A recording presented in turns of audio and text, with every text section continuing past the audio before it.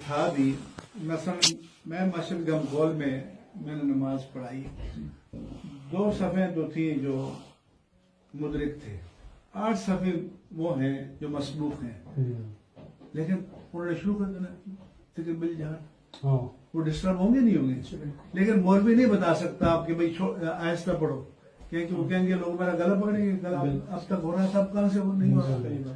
اس کے نتیجے میں ہم دنیا میں امت سے الگ تھلگ ہیں۔ یا تو آپ یہ کہیں کہ بھئی اس ہمارے خطے کے لیے الگ نبی آیا تھا، اور اگر ہم اس نبی کے امتی ہیں جو عالمی سطح پر اہل سنہ والجماع کا ہم بھی ایک انٹیگرل پارٹ ہیں، تو پھر ہمیں یہ اب اس دور میں یہ چیزیں سوچنی چاہیے کہ ہم ہر جگہ الگ کیوں ہیں۔ یعنی ہماری مسجد یو کے میں ہے تو الگ ہے، امریکہ میں تو الگ ہے، میں بالٹیمور میں گیا امریکہ میں تو دعوت اسلامی والوں نے کہا ہماری مسجد میں چلے، میں نے کہا چلو، اب میں نے باہر دیکھا والمدینہ المدینہ المدینہ المدینہ، اور میں نے کہا بابا لوگوں اندر بندے کو داخل تو ہونے دو، اس میں مدینہ داخل کر دینا، لیکن باہر سے تمہیں ٹریڈ مارک شروع کر دیا۔ اچھا اب یہ المدینہ دین تو حضور سے ہے نا، صحابہ اکرام تابعین تبع تابعین، اس وقت یہ چیز کیوں نہیں تھی؟ تو عام لوگ جو ہیں ہمیں ایک اجتماعی تجدیدی تحریک کی ضرورت ہے کہ تاکہ ہم اس سے نکلیں۔ اس کے لیے جرأت کی ضرورت ہے نا بات کرنے کی کہ بھئی یہ نماز کے بعد جو آپ بلند آواز سے پڑھتے ہیں ذرا اس کو آہستہ بھی کر لیں تو کوئی حرج نہیں ہوگا، لیکن اتنی جرأت کون کرے گا؟ علاوہ صاحب 2 طرح کے، ایک تو جیسے حضرت نے فرمایا کہ میں تو کہتا ہوں، میں اس لیے ہر جگہ بیان کرتا ہوں چیزیں کہ کھڑے ہو جاؤ، آپ علماء کھڑے ہو جائیں تو آپ کے مقابلے میں کوئی نہیں ٹھہر سکتا، لیکن علماء جو ہیں وہ ڈگمگا رہے ہیں۔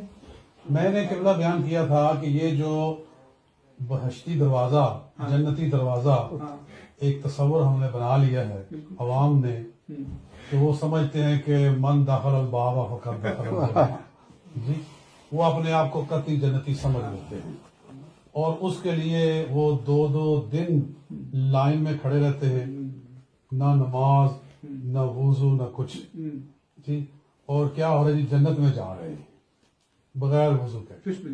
تو میں نے اس کا رد کیا، ٹھیک ٹھاک کیا، عوام میں کیا ہے، بتایا لوگوں کو کہ یہ غلط تصور ہے۔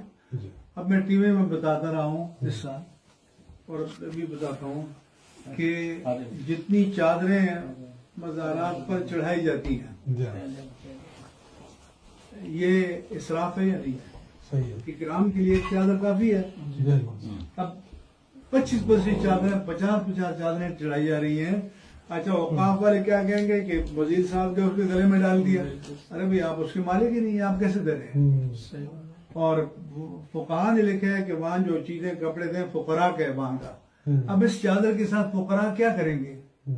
تو صاحب مزار کے اکرام کے لیے ایک چادر چڑھا دی، اور اس کو ہم استدلال کرتے ہیں بیت اللہ کے خلاف سے کہ علامت تکریم ہے، لیکن اب یہ تو نہیں ہے کہ 25 چادریں 50 چادریں ہر جگہ دادا صاحب کورس ہے تو لفنگے لوگ چادریں پکڑے ہوئے چندے مانگ رہے ہیں، یہ اصلاح کون کرے گا؟ آپ سب پکڑے جائیں گے، اور آپ کی جوابدہی سب سے مشکل ہوگی۔ میں آپ کو عرض کر دوں کہ جانتے بوجھتے آپ نہیں اٹھ رہے کہ بھئی ہم اس قوم کی اصلاح کریں اور لوگوں کو سیدھا راستہ بتائیں، بس صرف اپنا معاش۔ ہمارا مدرسہ بالکل دادا صاحب رحمۃ اللہ کے بالکل قریب ہے، جامعہ رسولیہ بالکل سامنے مزار شریف ہے، وہاں جب بھی عرس کا موقع آتا ہے نا یہ ڈھول ڈمکا سلسلہ شروع ہو جاتا ہے، ساری رات چادریں گزرتی رہتی ہیں، ناچ رہے ہیں، ڈھول ڈمکا اور کود رہے ہیں، میوزک کے ساتھ وہ اس کو لے جا رہے ہیں۔